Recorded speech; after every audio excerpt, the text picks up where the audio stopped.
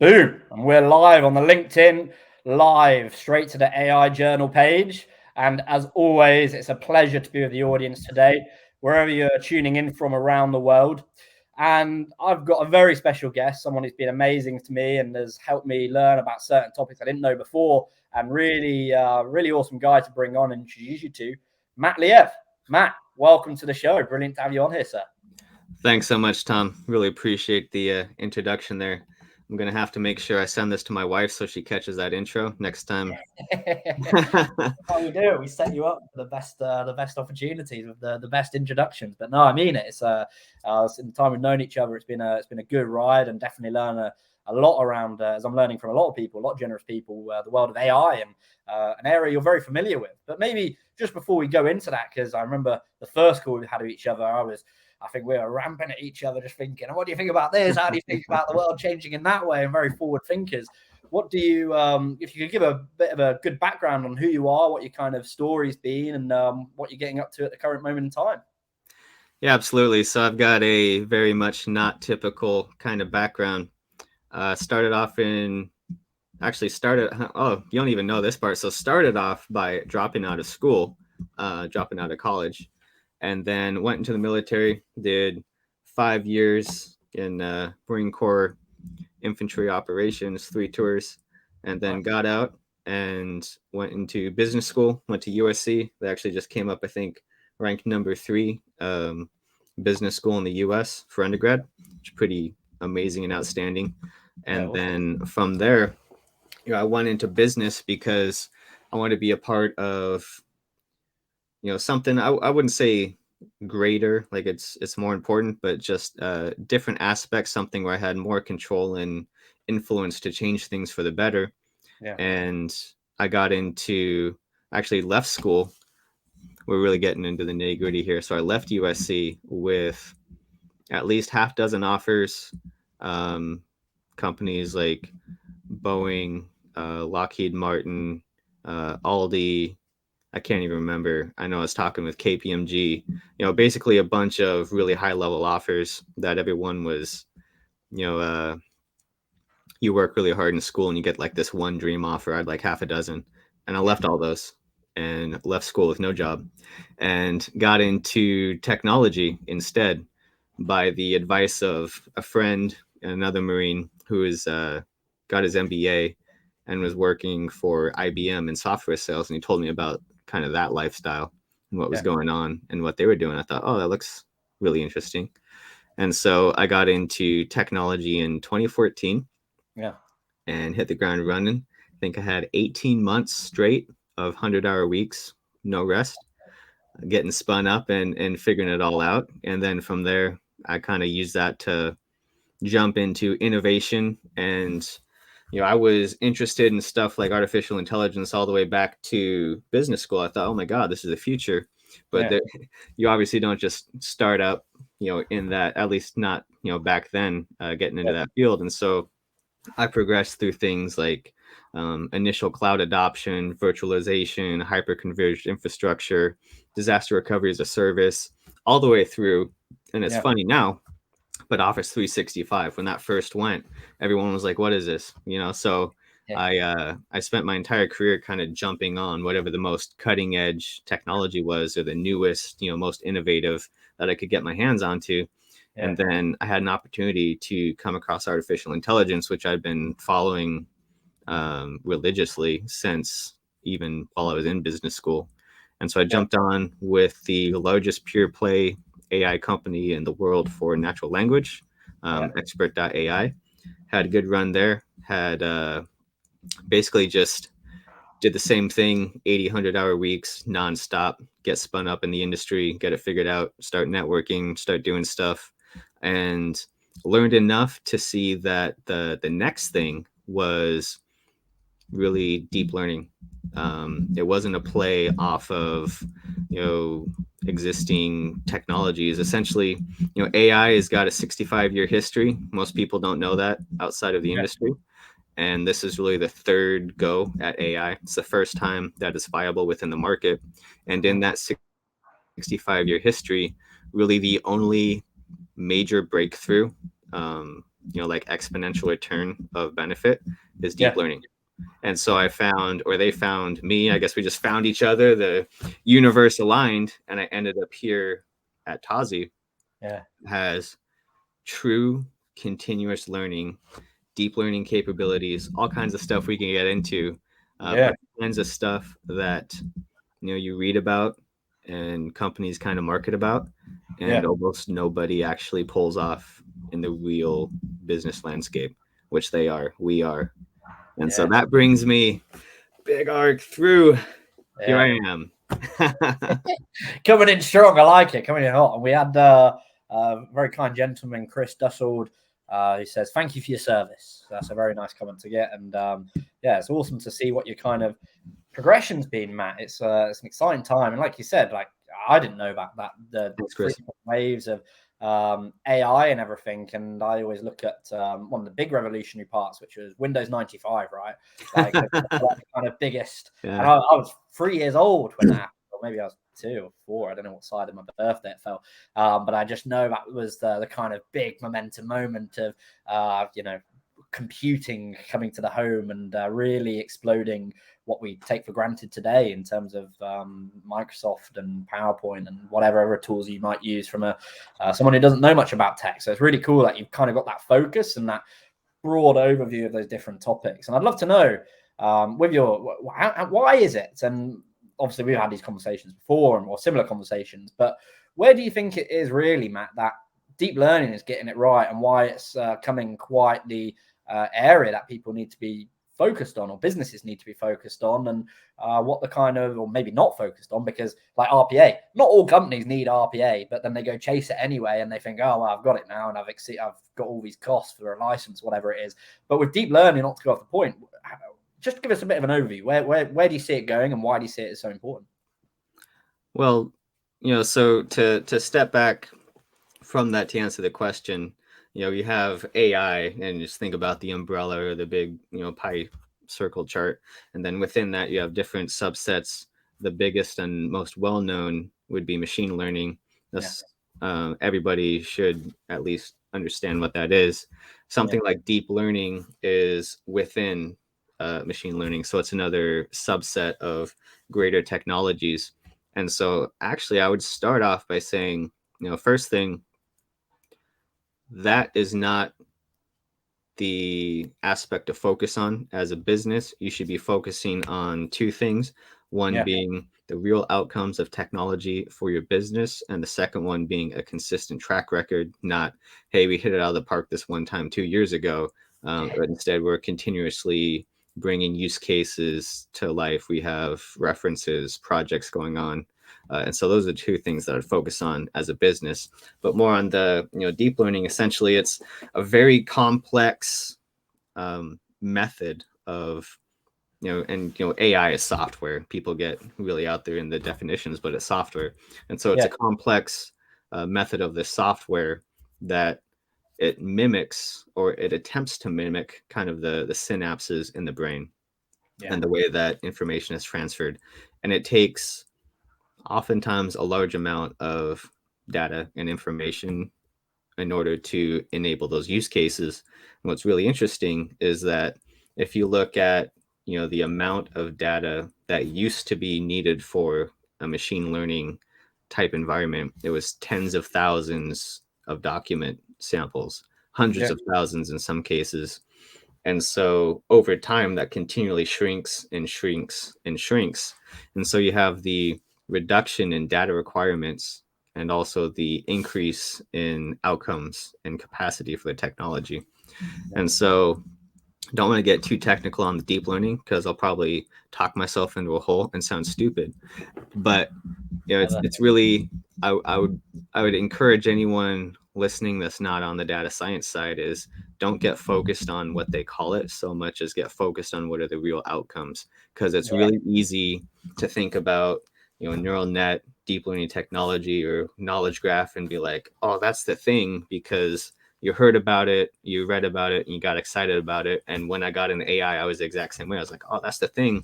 But in reality, what's important is what are the outcomes? What are they doing? And is it consistent? I think that's a great overview. And that is so in line with how I think as well. For the audience, I don't know if I mentioned this before, but when I was starting the AI journal, obviously my gateway into it was for an engineering company and looking at machine vision, so not directly AI and robotics. And I get that question of, well, Tom, from friends and from people outside of the industry that I've known through different networks, of saying, well, what is actually AI? And I think it's very important, like you said, to actually understand how it can apply to a certain business, or what are the outcomes you want from it, and not to get too technical. And of course, certain data scientists or data developers geek out on that kind of stuff, and so they should, and they should get really into that. But if you're looking at it from a common point of view, and this is my recommendation off what you're saying, I actually look at it, Matt, as AI. When people ask me, I say, to me, for it to make sense, and when I was learning about it, I still am every single day, I looked at it as a capability more so than a technology, because I just looked at what it allowed people to do and allow people to connect into. And as soon as I started detailing it that way, and I think that's what you're alluding to as well, to really understand how, stop looking at the buzzword or the name of neural networks or deep learning or the finer instruments of it and how it works, but how does it actually apply, and what's the value you get back, and ultimately, how can I tell a story with this, which is the number one thing, I think, for people to understand these sometimes quite tricky technologies, at least for me anyway. Yeah, absolutely. And one thing that came across is, for example, continuous learning. It can fall into the category of buzzword. A lot of companies talk about something like continuous learning. And so we had a slide at TAZI where it said, continuous learning. And I looked at that and I said, okay, so what? Like, if I'm the customer, you say, deep learning, you say AI. Okay, so what? Like, what does that matter? Well, you got to have the story behind it. What are the outcomes? What does it do? And so to finish the, continuous learning for, if you think about a system that is trained, within AI, and you have to train the system, take the data, write the program and everything, and then you have the output. And then if that output isn't what you want, you have to go back to the beginning. And that's one of the big negatives of machine learning, is it's not very nimble. If you don't have the appropriate data set and the appropriate volume, and again, this continues to shrink, you get more accurate, but still, if you don't have the appropriate starting point, and you go through the algorithm and it comes out not what you want, or not as accurate, or whatever, you're unhappy with it, you have to go all the way back to the beginning. Something like continuous learning, you can do all of that, and then you can give continual human input. For example, I'm going to go way out and super segment here, but let's talk about, like, if it's insurance, like if there's a claim approved or denied, for I don't know, an accident or whatever it might be. And so the technology, even if, and this is super low, but like, what if it was 50% accurate, and you had a person saying, yes, this is right, no, this is wrong, whatever, over time, being able to continuously update that model, that accuracy would grow to 60 to 70 to 80 to 90, whatever it might be. And so you tell the story about, like, look, continuous learning is your ability to do things that you've been doing with machine learning, but continuously feed new input into this model and get it more accurate and more correct toward the specific outcome. But if some companies like marketing continuous learning or AI, it's like, so what? Like, what does that mean? Like, it doesn't mean anything to anybody. They're like, okay. I think that's how I think that was in one of our conversations, Matt. And I remember watching was it the Masters, or I was watching some golfing show, I can't remember, back last year. And they said the new club came on and they went AI powered. And I was like, what does that mean? Like, great, but the average person, and once you find out about it, it's actually pretty cool, because you can track your swings, you can track where your swing is, how hard you're hitting, are you matching, you can upload the data to match on the hole. But I was dumbfounded. I was just like, you're literally just saying AI powered, and your marketing team have gone, bingo, 1 million sales or whatever. Bingo, that's the one. AI powered, we got it. We nailed it. And I think it's why don't they just say, come join the bandwagon? Like, come on, that's your big hook. That's the big value prop. Come be like everybody else. AI powered. If you put out a guidebook for a handbook for marketing 101 for AI vendors, AI driven, there you go figure the rest out. We'll just say AI, couple more million right there. Just say AI and we're good. Yeah, and I put out that as well, Matt. I put out, and companies fairly right do get a lot of funding, but I think I put out something to say, oh, we're AI powered, and investor, here's another 100 million, because sometimes it does seriously look that way, and that's just not a word of warning. Like, it's great these companies are getting funding, a lot of powerful, amazing companies out there, but it is something that you're touching on. It's very important to look at. I think TAZI does it amazingly with the way I was speaking to your team the other day and what they look at and how they really display what it can do for the customer and how it can help. And I'd love to know what your thinking is around. So, okay, if we're coming in with a new kind of technology, do you have an idea, Matt, from what their starting question is for a business, or what's the kind of, and you can pick an industry if it makes it useful, because I know this is quite a broad question, so please tell me, Tom, you need to narrow this down a little bit more for me. But if you're coming into a business and they really want to start looking at, okay, what are our options with using ML or using AI, where does a company like that start, Matt? I think there's a lot of opinions out there, and so I'll quickly probably step on somebody's toes, but I don't mind. I'll try and give my best. Well, your opinion. Yeah. General estimate. Yeah, my opinion on the matter. One thing I'd say is specifically to AI, it came out within the last 6 months. McKinsey, the consultancy, McKinsey.com.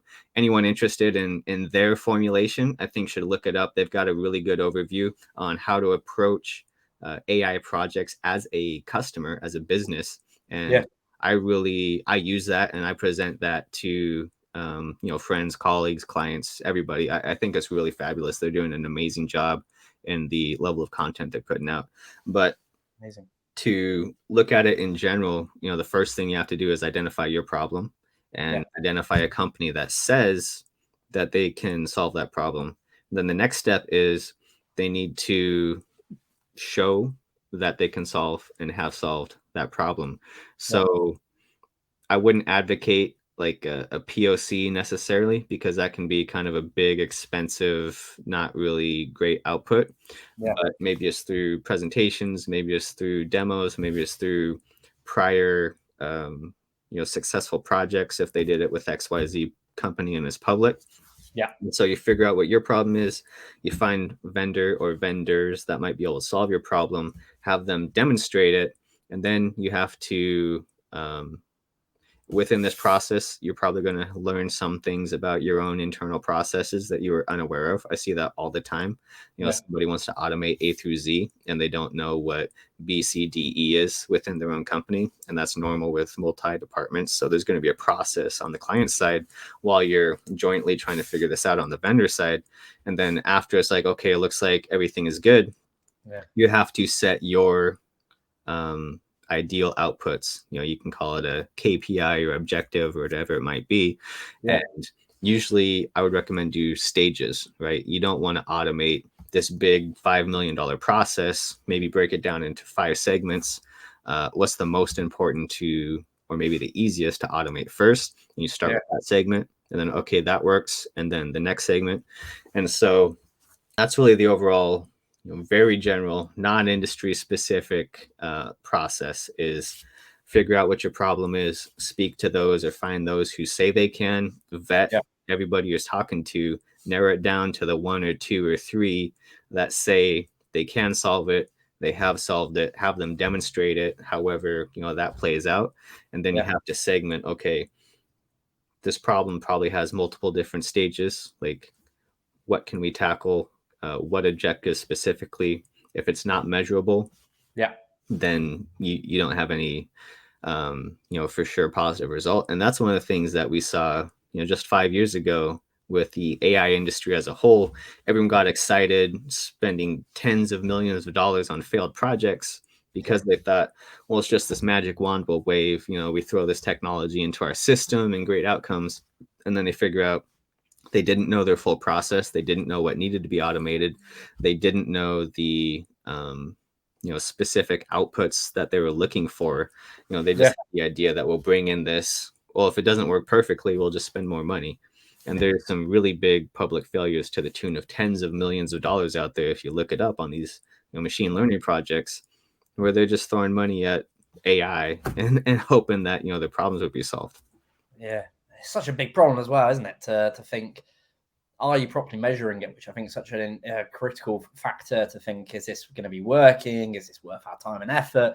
And the amount of companies, like you said, that just jump in. And I kind of admire it there, and kind of, because I jump into projects and I jump into things quite quickly when that's a lesson I've got to take a step back on.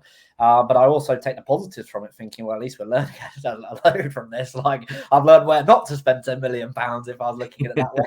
I was trying not to try to swing it to a positive. But it is true. You need to really measure it. And I think you don't need to be a technical person.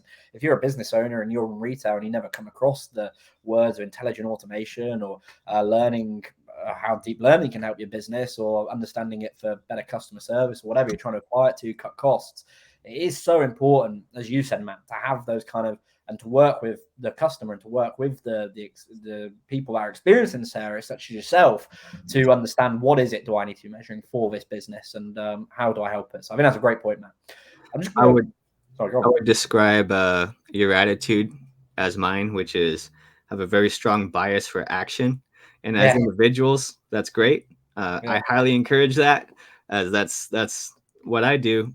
As a company, though, you got to kind of take a step back and be like, okay, let's make sure this is set up, before you execute.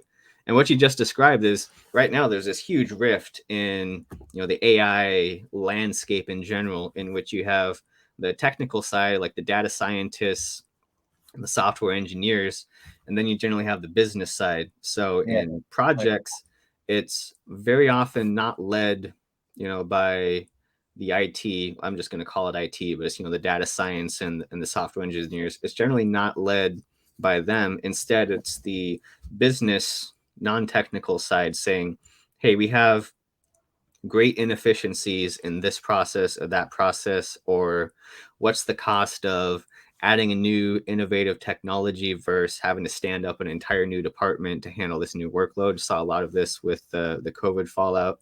A lot of new things needed to be done, and it was, can we hire enough people that are qualified, and what's that cost, versus can we bring in a technology that helps augment, so we can have a much smaller team to do the same job. You've got kind of this big rift where you've got your people that know how the back works. You got your people that are front facing, maybe it's customer experience or whatever it might be. Yeah. And there's really very limited go-betweens. People like myself work with both sides and kind of try and help bring them together to realize successful projects. That's something that's changing. For example, TAZI is really interesting. It has the data science technology, side where you go in and develop and everything, but it has a UI that the business leaders, business users can actually move things around. You think like if you've seen Tableau or something, where you've got this UI, you can move tables and everything around, and you can do different inputs and outputs. So essentially, it's the bridge between the complex data side, being able to be influenced or controlled or run by the business side. And TAZI is the only company that I've seen do this, and it's amazing. It's having some great results. Absolutely, that's going to be the future. You think about basically, any kind of drag and drop, we call it technology.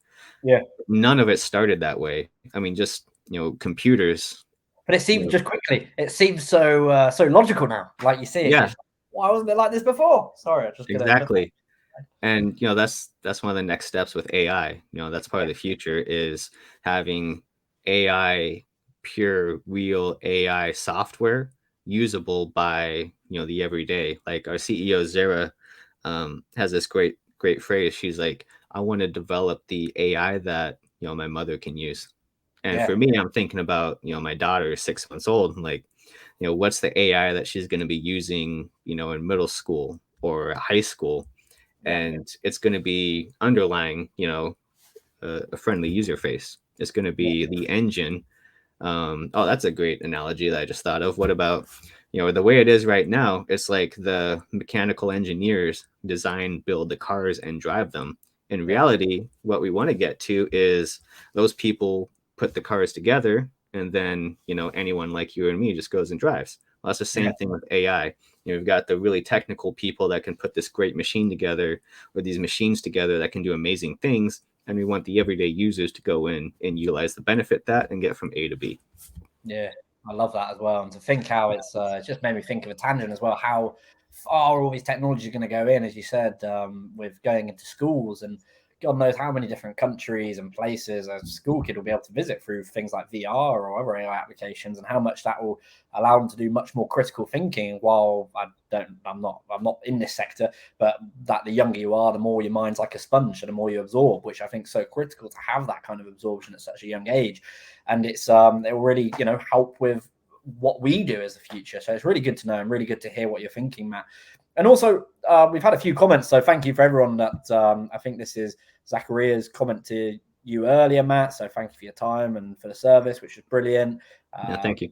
Tugba saying thank you for so they're loving it. And we actually have a question from Mike. So Mike's an awesome person, and this is I'd like to see what you think, Matt. And obviously, Mike, please plug in with Matt after this as well and find out about the awesome work they're doing. But great discussion. As more companies are reaching to get more return on AI investment, what is the best approach towards working out and implementing KPIs through the journey in order to achieve this? So we kind of touched this on slightly earlier with you saying measuring and looking at it, but maybe you've got a few more comments to add to that, Matt, from the great question from Mike. Thank you. Yeah, thanks everyone. Thanks, Mike. I think a couple ways to go about it, to slightly more in depth than previously, is you have kind of your list of, let's say, 5 objectives you want with a project. Figure out either what the easiest one is first and go after that. Yeah. Or figure out what the most difficult one is and then how you can build to that.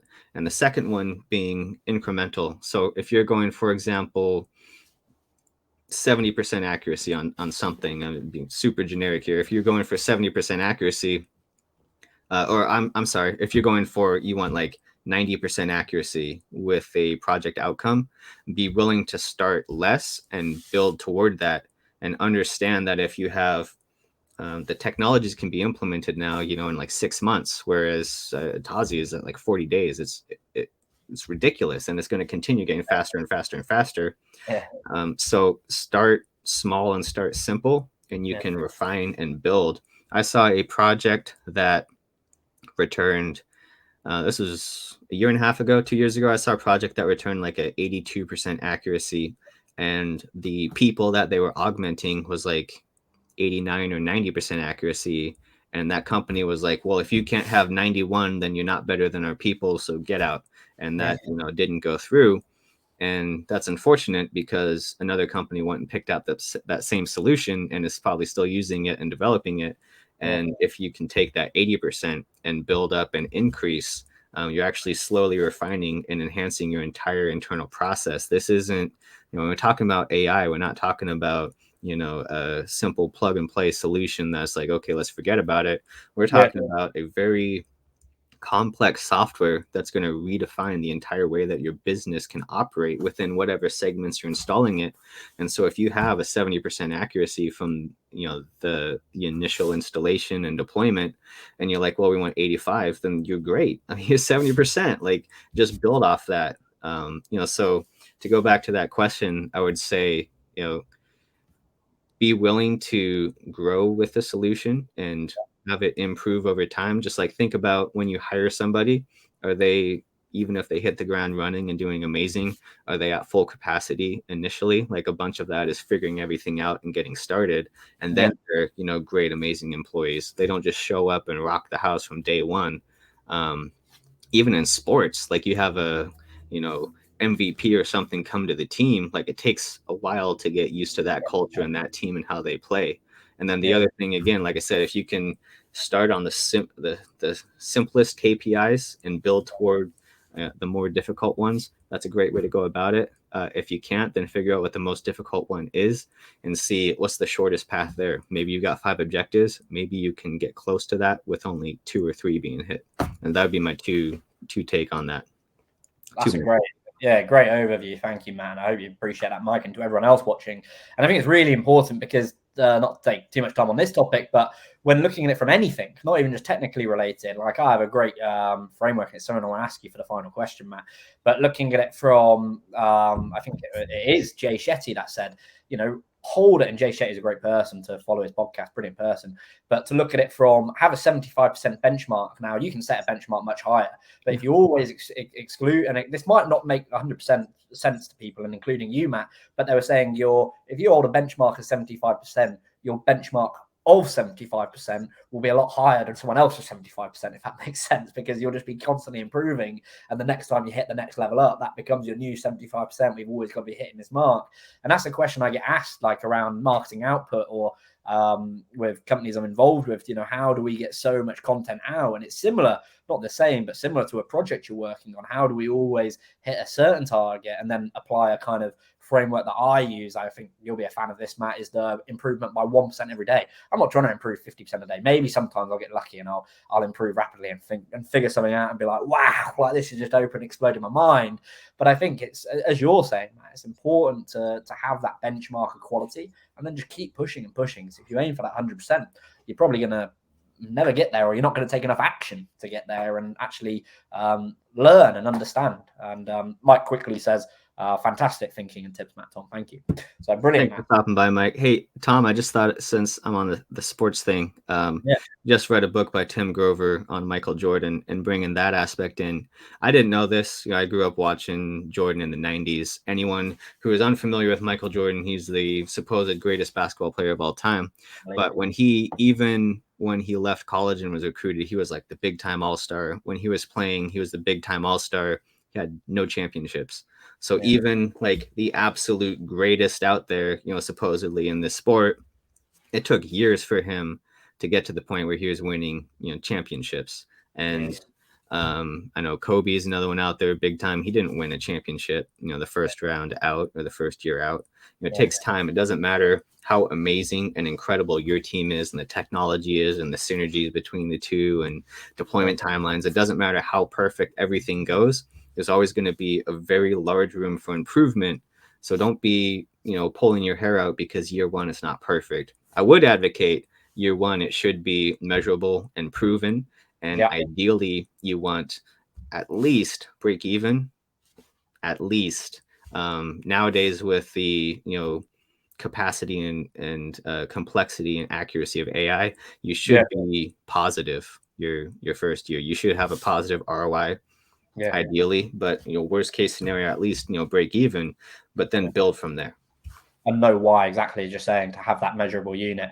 And I think it's a great point, because things that I don't want to take my time on this, but I get very passionate about this, and me and Matt have talked about this separately to everyone watching.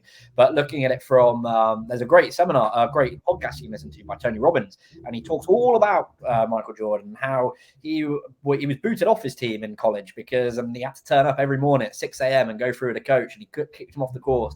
And then he did it, and he eventually came on the team, and he became the greatest. And then they lost a championship, and I wasn't too sure on the exact topics, but they lost, and he was on the bus and he was crying and he was furious, and he said, I'm going to work harder than anyone else and expect more than anyone else, and not to turn this into a self-development conference. take that mindset to your business, as we're alluding to. It's so critical to think, okay, even, and I'll go a step further, and this is how I'd think, even if it is negative, which you can't always control, I would want to think, audit it and measure it and KPI it, and how is this never going to happen again? But as you said, always aim much higher. And it's incredible. It happens in sports, and it happens in other areas of business, and people like Michael Gruber, a great guy who's got incredible stories, and you can listen to them all on the Tony Robbins podcast. But it gets me to a good point, Matt. With books, you've got a load in the background, you've got a great sign as well, and this is my kind of closing question. What is there any books that you'd recommend, either from having, as we've talked about briefly, the mindset for success with implementing AI and different technologies into a business and getting outcomes, or specifically on the technicals of AI? I read a great book, and he had him on the show the other day, Prashant, with this book, and it gives you loads of roadmaps. It's unbiased, and is there any books that you got, man? Yeah, I saw when you posted that. I was like, I gotta pick that one up. That looks really interesting. If you can sort out a copy, be good. Yeah, I definitely need to read that. So I do read a lot, probably too much. I don't really do TV. I would say a couple books top of mind for me right now. So one that I actually sent you by Kai-Fu Lee on AI. Great book. It has 10 different stories in it around the world. A few things I like about it. One is it's not, a lot of these books get centered on like the US being a really big technical innovation powerhouse, which it is, but the implications of the technology go far beyond the US and UK. And so each story is in different countries. For example, there's one in Africa, there's one in Korea, obviously continent versus country, but I can't remember the African country. And Awesome. so it's different, all these different aspects of AI, like facial recognition, pattern recognition, automation, all these different aspects that maybe you don't normally think about. Like you were talking about future vision earlier, these things that maybe you don't normally think about when you think about AI. Yeah. And what's really, really interesting is it's called AI 2041, if I didn't say so. It's only 20 years in the future. And it's very realistic that the kind of sci-fi type situations they're talking about will be here within the next 20 years. And so usually you see stuff, historically about science fiction, like, oh, that's 100 years in the future. We're talking about years in the future. There's some really crazy, interesting applications with AI that that book talks about that will be in our not just lifetimes, but near future. 10, 15, 20 years. And so it's not technical. So if you're just kind of interested in AI in general, highly recommend that one. On the personal development, we can do an entire, day's podcast worth of that kind of stuff. Tim Grover, Winning or Relentless, just went through those. Really, really great for those who have a competitive edge and are really looking to, take things to the next level. If you want the kind of social implications, I'm actually finishing up right now The Age of AI by Kissinger and MIT and I think Cornell professors. That's really good. Kind of just talks about the social implications of, and this is another topic entirely, the ethics of automation and what this comes down to. And so those would be my two technology ones, one personal development one. If you want additional aspects of life book recommendations, I've got tons, but I'd lead with those three right now. Yeah, and you should definitely, to everyone watching, reach out to Matt for these kind of book recommendations. I mean, a few from my mind, and AI Superpowers, that's by the same person, right? Yep. That was 2 years ago, 2 or 3 years ago. Yeah, which is a really powerful book. And there's also another book which touches on AGI. I was just looking it up quickly then because I forgot the name of it, but I've read this by Naval Ravikant, The Almanac. And it's the only book that Tim Ferriss has done a foreword for. I remember that much from it. But they look at a lot of technology that doesn't go technical at all, but just kind of forward thinking of what to expect, how to have a mindset around that. So another great book as well. Mike, we do have another question. I don't know if we can take it now, Matt, if you've got to run, but he sent one more in. But if not, I'd recommend, Mike, that you connect with Matt. Great person to follow up with afterwards. What do you reckon, Matt? You got time for a quick question? Or yeah, I got a couple minutes. I can, yeah. Okay, so we'll end it on this one, and after that, if anyone does have any questions, Matt, I feel like I could talk to you forever because we've got such a good conversation. But yeah, definitely follow up. So, final question: have you found when implementing AI for a client that sometimes their data infrastructure may not be right to fuel their AI ambitions? What do you recommend to help solve this? 100% all the time. You've got the difference between data readiness. So a lot of companies, exactly what you're describing there, Mike, great question, by the way, that are interested, they get interested in AI and they don't have the data yet. An example would be a company that wants to work with, they took paper documents, they're trying to be more innovative and get on the digital transformation journey. And so they took the paper documents, it was all scanned and uploaded, and they're like, hey, we got all of our records and everything, and we can use this. And you look at it, and it's like 100 DPI, which is super low if you're not familiar with scanning technology. It's like, really cheap, low quality, and you can't do anything with it. And so there's a number of different services to go through. I wouldn't say that doesn't end your project. You can still do things. It's definitely going to increase the time and it's going to increase the cost. You go to like ETL services, data preparation services. You need to go to a specialist.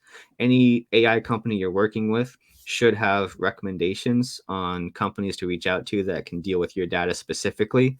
Yeah. But you have to have your data up to a certain level of preparedness in order to enact AI technology. And this problem is going to really rear its head in the next few years as lots more companies are coming to AI and implementing these projects.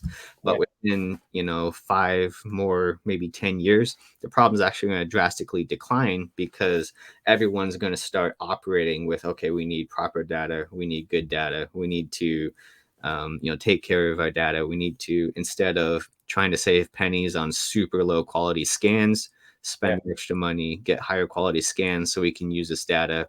Data it's the future. It's everything. AI is powered by data. Like there's nothing in the future happening without data. So to answer your question, yeah, absolutely. It's a very common circumstance. It's not the end though. There's services out there, lots of companies. I know a handful, just myself, and they can help you out. And if the data, I've never seen a circumstance where there is no possibility of getting up to speed because there's always some initial record somewhere, some initial entry. Sometimes it takes a lot more work, sometimes a lot less work, but definitely look for those services, reach out to those services, and don't lose hope. Yeah, Never lose hope. Great answer, Matt. And really appreciate the question, Mike. And Thanks, Mike. yeah, it's a great question and really, really well answered as well, Matt, on the guidelines as well as the last ones. And to finish on that, Peter, we will put the books in the comments. And again, follow up with Matt, who's come on today. And that brings me to the point. Matt, where can people find you? How can they reach out? And how can they find out more about the awesome work and the awesome services you're providing with TAZI AI at the moment? Yeah, so Matt Lave on LinkedIn, pretty easy profile to find. Not very many people with my last name in the world. So definitely connect on LinkedIn. That's where I'm active socially. I have Twitter and some other stuff, but I don't really do anything on there. For TAZI, just TAZI.ai. That's our main landing page. That's got everything going on. It's also on my LinkedIn. So reach out to them, reach out to me, reach out to Tom, whatever works for you. Yeah, I'm always happy to speak to people. And on that point, I'll put the comments in, put the notes in the comments. And Matt, been an absolute pleasure. This time's flown by, and really appreciate you coming on to share knowledge with our audience and really educating me as well, as always. So I learned a lot today, and really grateful for you taking the time today, sir. Well, every time we talk, I'm like, we should just be recording this and have always great conversations. So when hopefully this year, when I get to London, we'll have to do something like in-person live. Yeah, that'd be cool. Like a live podcast or something. I'm seeing quite a few of those at the moment, and everyone's saying fantastic. So that's good as well. So thank you, Mike. Thank you, Peter. Really appreciate it. And again to you, Matt. Thank you so much. Absolutely. Thanks so much, Tom. Until next time.